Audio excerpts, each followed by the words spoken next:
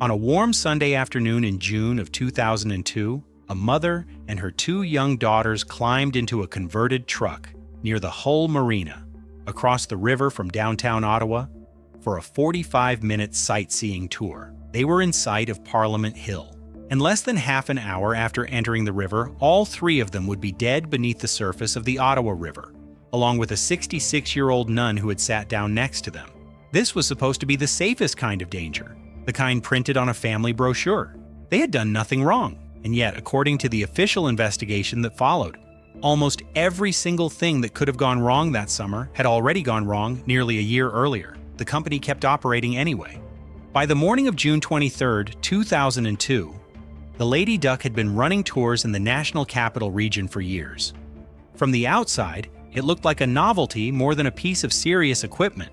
It was a Ford F-350 pickup truck that had been stretched, reinforced, fitted with a watertight hull beneath the frame, and topped with a long canopied passenger cabin that ran most of the length of the vehicle.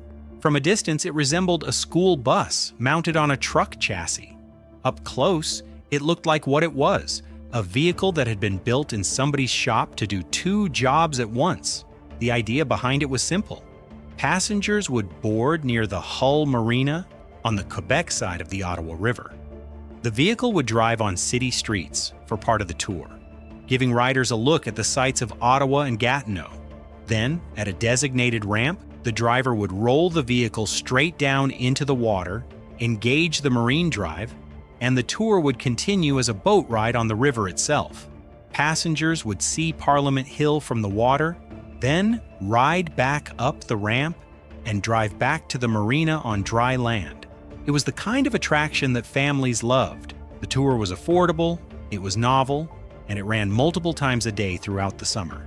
There was no reason for anyone who bought a ticket to believe they were doing anything more dangerous than climbing into a sightseeing bus. The company that ran it, Amphibious Lady Dive Incorporated, was a small operation. The vehicle itself had been built by the operator rather than by an established shipyard or coach manufacturer, which would later turn out to be one of the most important details of the entire case. Doris Wong was 43 years old and lived in Montreal. She had come to the National Capital Region that weekend with her husband and her two daughters, Stephanie, who was 12, and Tiffany, who was 5. It was the kind of short family trip that thousands of families take every summer.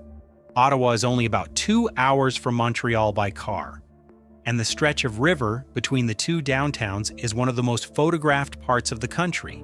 The Wong family bought tickets for the Sunday afternoon tour of the Lady Duck. Also on board that afternoon was Sister Marielle Fulham, a 66-year-old Roman Catholic nun from Saint-Agathe, Quebec. She was sightseeing with a group. Along with the Wong family and Sister Fulham, there were several other passengers, a tour guide, and the captain, bringing the total number of people on the vehicle to roughly 12. The weather that afternoon was calm. The river was not rough, there was no storm moving in, no advisory, and no obvious reason for the tour to be called off. The vehicle rolled out of the marina area, completed its land portion, and reached the ramp where it would enter the water. The driver engaged the marine drive, and the Lady Duck drifted out onto the Ottawa River, somewhere between 90 and 120 meters from shore. For a while, the tour continued normally. Then water started coming in over the hood. What the passengers couldn't have known, and what would only become clear after the Transportation Safety Board of Canada finished its investigation nearly 2 years later, was that the Lady Duck had nearly sunk once before. 11 months earlier, on July 1st of 2001, Canada Day, the same vehicle had grounded and tipped over on the Ontario side of the river. No one had died that day, but the incident had been serious enough to trigger a formal investigation by the Transportation Safety Board. That investigation was still ongoing in June of 2002. It had not produced its final report yet. No binding safety recommendations had been issued, and in the meantime, the Lady Duck had simply gone back into service. The vehicle also carried documents that should have kept it off the road and off the water entirely. Its Ontario Ministry of Transportation registration had been expired for 7 months and 23 days. Its annual safety inspection certificate had also expired. For a commercial vehicle carrying paying passengers, these were not minor oversights. They were the kind of paperwork failures that, on their own, should have been enough to prevent the tour from ever running that day. But the most important problems were mechanical, and they were hidden inside the vehicle where no passenger could see them. Amphibious vehicles like the Lady Duck rely on bilge pumps to stay afloat. A bilge pump sits at the lowest point of a boat's hull and automatically pushes out any water that gets inside. Small leaks are normal in any boat. Pumps are what keep those small leaks from becoming catastrophic. A vehicle of the Lady Duck's size should have had multiple functioning pumps at all times, with redundancy built in so that the failure of one wouldn't sink the ship. According to the Transportation Safety Board, on the day the Lady Duck sank, only 2 of its 6 power-driven bilge pumps were effectively operable. The driver, when he later gave his account of what happened, said that when water started coming in and he engaged the main pumps, nothing appeared to be discharging over the side. He then tried to switch to the emergency pumps. Those worked only intermittently. On top of the broken pumps, the investigation would later find that the captain himself, the person responsible for operating the vehicle in the water, had what the Transportation Safety Board described as little technical knowledge of the machine he was driving. The rest of the crew were not well trained either, and the passengers had received a briefing. But according to investigators, the routine briefing did not include a proper demonstration of how to put on the life jackets, the one thing that would matter most when the vehicle began to sink. There was no real plan for what came next. The vehicle entered the water at around 3:40 that afternoon. For about half an hour, the tour continued as it was supposed to. Then, at around 4:10, everything changed. The Lady Duck started going down by the bow. What followed was a sequence of events that took only minutes from start to finish. Water was entering the cabin faster than the 2 remaining pumps could push it out. As the bow dropped, more water came over the front, and the angle of the vehicle got steeper. The Lady Duck began to slide forward and down into the river. Some of the people on board made it out. The driver got out. The tour guide got out. 4 passengers managed to get out as well. These survivors were pulled from the water by 2 boats that happened to be nearby, a pontoon boat called the Le Pirot, and a vessel from the Marina de Hull. The speed with which these 2 civilian boats responded is probably the only reason the death toll wasn't higher, but 4 people did not get out. Some had managed to get flotation on. The 2 adult victims, Doris and Sister Fulham, were recovered wearing adult PFDs. The 2 children had reportedly been wearing adult PFDs before the sinking, but those were too large for them.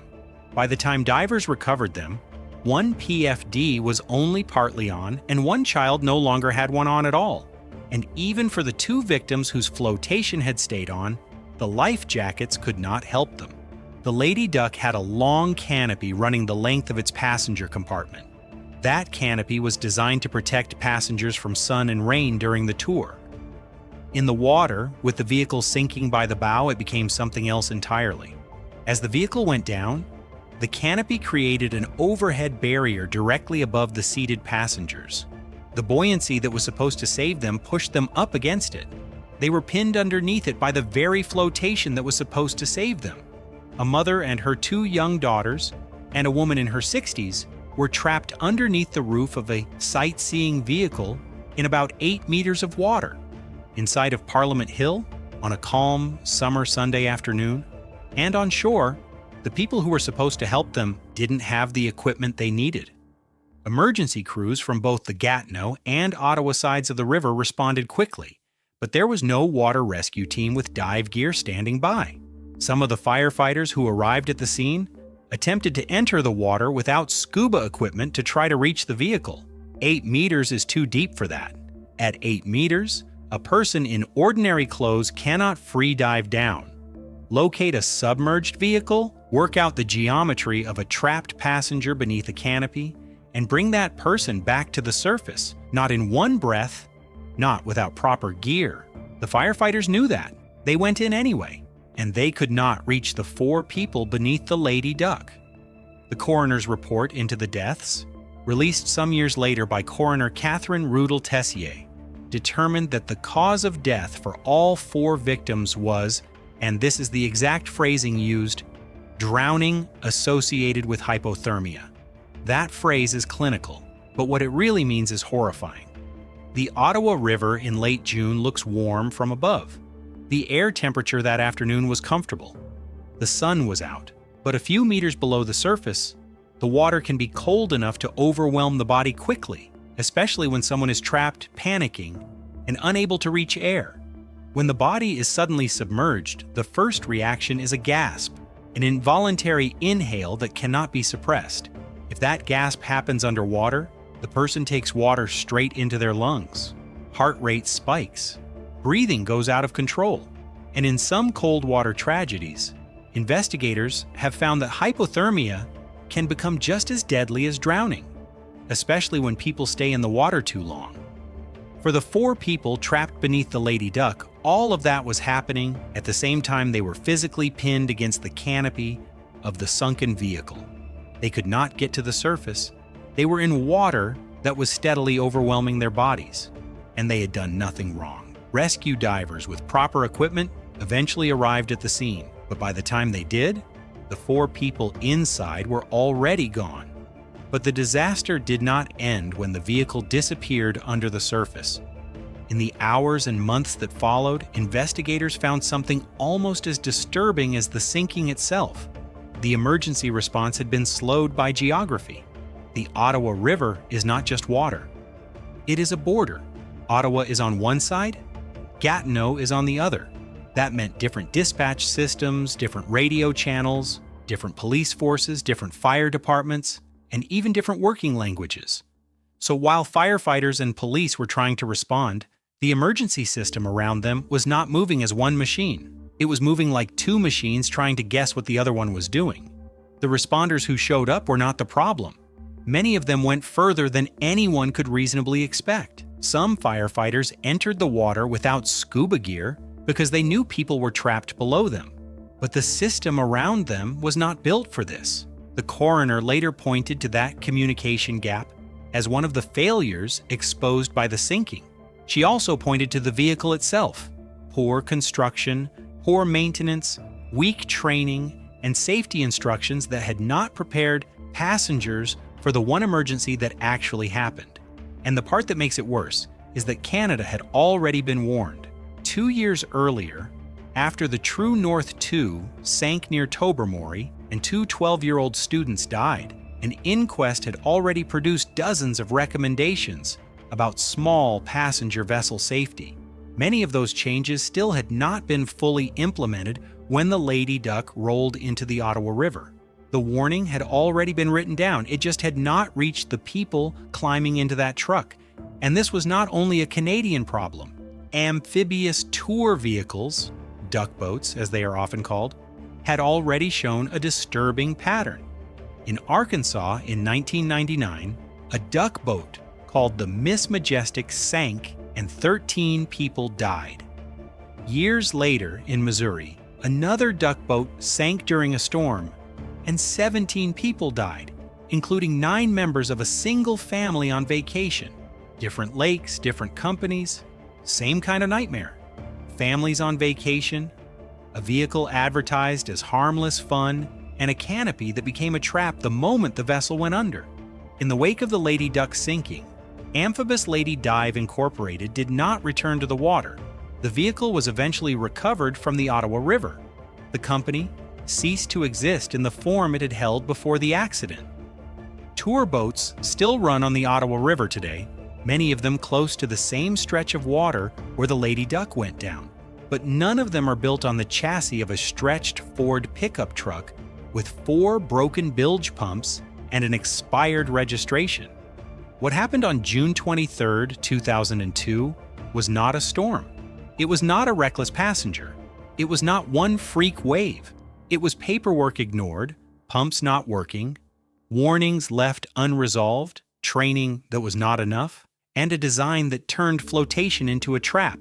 A 5-year-old girl, her 12-year-old sister, their 43-year-old mother, and a 66-year-old nun.